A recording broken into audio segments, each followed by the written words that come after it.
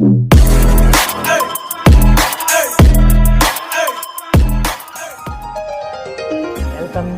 Jeevan joys వరల్డ్కి స్వాగతం సుస్వాగతం.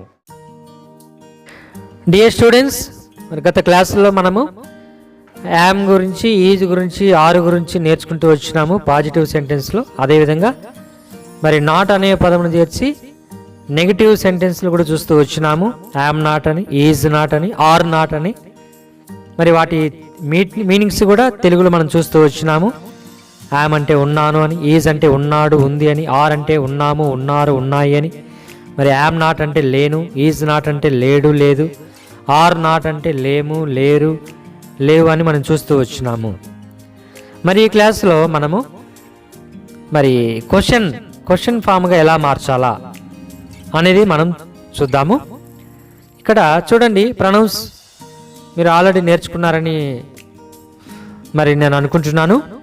ఇక్కడ యామ్ అనేది ఐకి ఉపయోగించాలా, మరి ఈజ్ అనేది హీకి, షీకి, ఇట్కి, మరి నేమ్ ఒక పేరుంటే దానికి మాత్రమే, సింగులర్కి మాత్రమే ఈజ్ అనేది ఉపయోగించాలా. మరి ఆర్ అనేది ప్లూరల్ ఫామ్కు మనం ఉపయోగించాలి. వి, యు, దే, నేమ్స్, దీజు, దోసు, ఏదైతే ప్లూరల్ ఫామ్ ఉందో దానికి మనం ఆర్ అనే మెయిన్ వర్బ్గా మనం ఉపయోగిస్తూ రావాలా. మరి ఇక్కడ క్వశ్చన్ ఫామ్గా ఎలా మార్చాలి అంటే, ఈ యొక్క మెయిన్ వర్బ్గా ఉన్నటువంటి యామ్, ఈజ్, ఆర్ అనేది ముందు రాస్తే మనకు క్వశ్చన్ ఫామ్గా మరి మారుతుంది. చూడండి, ఇక్కడ am I, is he, is she, తర్వాత are we, are you, are they. ఇక్కడ చూడండి, కొన్ని ఎగ్జాంపుల్స్ ఇక్కడ ఉన్నాయి. ఎగ్జాంపుల్స్ కొన్ని చూద్దాం. ఇక్కడ యామ్ ఐ హియర్, నేను ఇక్కడ ఉన్నానా. హియర్ అంటే ఇక్కడ. చూడండి, ఈజ్ హీ హియర్, అతడు ఇక్కడ ఉన్నాడా. మరి ఈజ్ షీ హియర్, ఆమె ఇక్కడ ఉందా. మరి ఈజ్ అక్కడ నేమ్ ఏదైనా పెట్టుకోవచ్చు, హియర్ అది మీరు ఫామ్ చేయండి సెంటెన్స్ని. మరి ఇక్కడ ఆర్ వి హియర్, మేము ఇక్కడే ఉన్నామా. ఆర్ యు హియర్, మీరు ఇక్కడ ఉన్నారా. ఆర్ దే హియర్, వారు ఇక్కడ ఉన్నారా. ఆర్ అక్కడ నేమ్స్ ఉన్నాయి, మీరు అక్కడ నేమ్స్ ఒకటి కంటే ఎక్కువగా పెట్టుకొని అక్కడ ఆ పదమును మరి ఉపయోగిస్తూ రావాలి. సెంటెన్స్ ఫామ్ చేయండి. మరి కొన్ని ఎగ్జాంపుల్ చూద్దాము. యామ్ ఐ దేర్, దేర్ అంటే అక్కడ, నేను అక్కడ ఉన్నానా. ఈజ్ హీ దేర్, అతడు అక్కడ ఉన్నాడా. ఈజ్ షీ దేర్, ఆమె అక్కడ ఉందా. ఆర్ వి దేర్, మేము అక్కడ ఉన్నామా.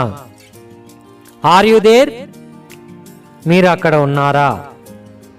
ఆర్ దే దేర్ అంటే వారు అక్కడ ఉన్నారా. చూడండి, ఇక్కడ ఈజీగా సింపుల్గా ఉంది కదా. మెయిన్ వర్బ్ అనేది ముందు రాసి తర్వాత క్వశ్చన్ మార్క్ అనేది యాడ్ చేసుకోవాలా.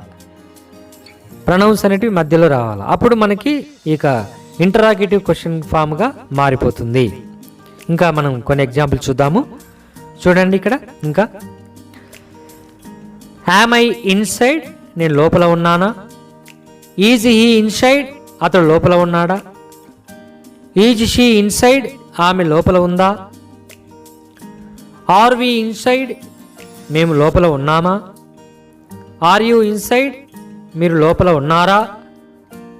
ఆర్ దే ఇన్సైడ్, వారు లోపల ఉన్నారా. చూడండి ఎంత ఈజీగా ఉంటుందో. చూడండి, క్వశ్చన్ ఫామ్కి ఎలా మార్చాలో మీరు గమనిస్తురండి. మీరు ఎగ్జాంపుల్స్ ఇంకా చాలా నేర్చుకోవచ్చు. ఒకసారి మీ ఇది ఫాలో అవుతూ ఇంకా కొన్ని ఎగ్జాంపుల్స్ తీసుకొని మీరు రాయండి, నీట్గా రాయండి, నేర్చుకోండి, మాట్లాడుతూ ఉండండి, ఈజీగా వచ్చేస్తుంది ఇంగ్లీషు. చూడండి, ఇక్కడ ఇంకా మనం కొన్ని ఎగ్జాంపుల్ చూద్దాము. ఇన్సైడ్కి ఆపోజిట్ ఏంటి, అవుట్ సైడ్.